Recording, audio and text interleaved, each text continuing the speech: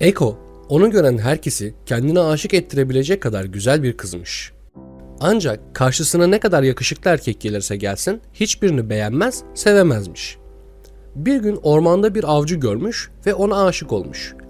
Gördüğü tüm erkeklerden daha yakışıklı, daha karizmatik olan Narkisos, Eko'yu geri çeviren ilk adam olmuş. Eko, kara sevdanın pençesinde ömrünü bitirmiş. Narkisos, bir gün nehirden su içerken kendi yansımasını görmüş ve hayatında ilk defa aşık olmuş. Bu denli bir güzellik hayatında daha önce hiç görmemiş.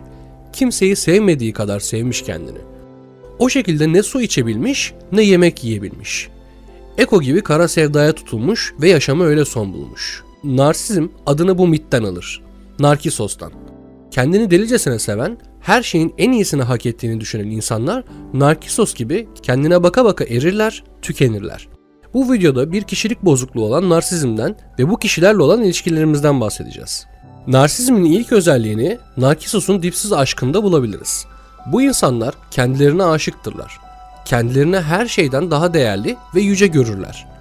Onlar için önemli olan tek şey kendileridir. O yüzden kendilerinden daha alt seviyede olan insanlarla çok fazla ilişkiye girmezler. Muhatap olmazlar ve onları yok sayabilirler. Bu konumda olan birinin empati duygusundan mahrum olması sizi şaşırtmamalı. İnsanların duygularını anlamaya uğraşmazlar. Karşı tarafın üzüldüğünü, korktuğunu, endişelendiğini ya gerçekten anlamazlar ya da çoğunlukla görmezden gelirler. Ancak narsist kişilik yapısına sahip olan kişiler insanları kullanma ve sömürme konusunda oldukça başarılıdırlar. Sizden bir şey istedikleri zaman, ki bu isteklerinin kolay ya da zor olması veya özel isteklerinin olması onlar için hiçbir şey ifade etmez, siz bu istekleri sorguladığınız anda bunu herkesin yapabileceğini, normal ve olağan bir durum olduğunu söylerler. Veya öyle aksettirirler. Narsistlere göre maalesef onların kölesi olmak normal ve olağan bir durumdur. Buna rağmen siz onlardan bir şey istemeye çekinirsiniz. Sizi bu duyguya iterler. Narsizm denilince akla gelen ilk şeylerden biri de onların kendilerini ne kadar özel hissettiğidir. En değerli kişiler onlar oldukları için en iyisini ve en güzelini her zaman kendilerinin hak ettiğini düşünürler. Bu yüzden bazı kural tanımaz tavırları bu insanlarda görmek normaldir. Kurallar onlar için esnetilebilir bir olgudur. Kuralları esnetmek için de manipülasyon yeteneklerini fazlasıyla geliştirmişlerdir.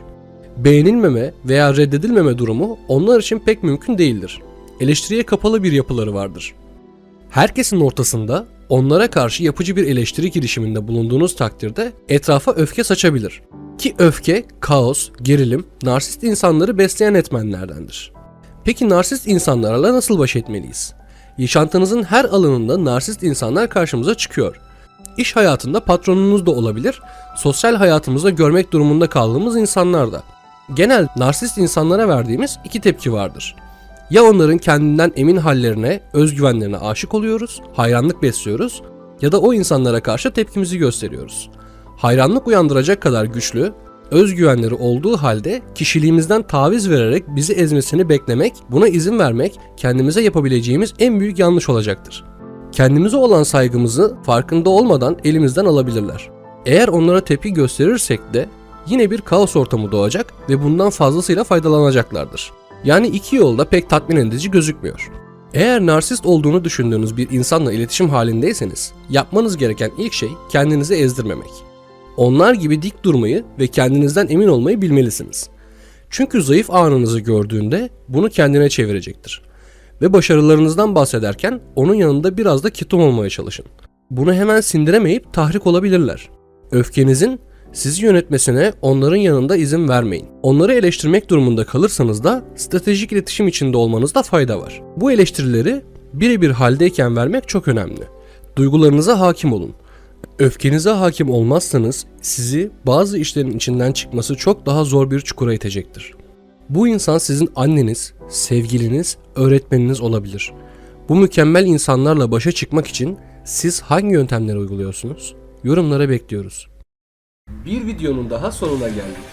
Umarım bu videomuz size yararlı olmuştur. Siz de bize yardımcı olmak isterseniz kanalımıza abone olabilir ve bildirimleri açabilirsiniz. Eğer videoyu beğendiyseniz lütfen beğen butonuna tıklamayı ihmal etmeyin. Yeni bir videoda görüşmek üzere. Hoşça kalın.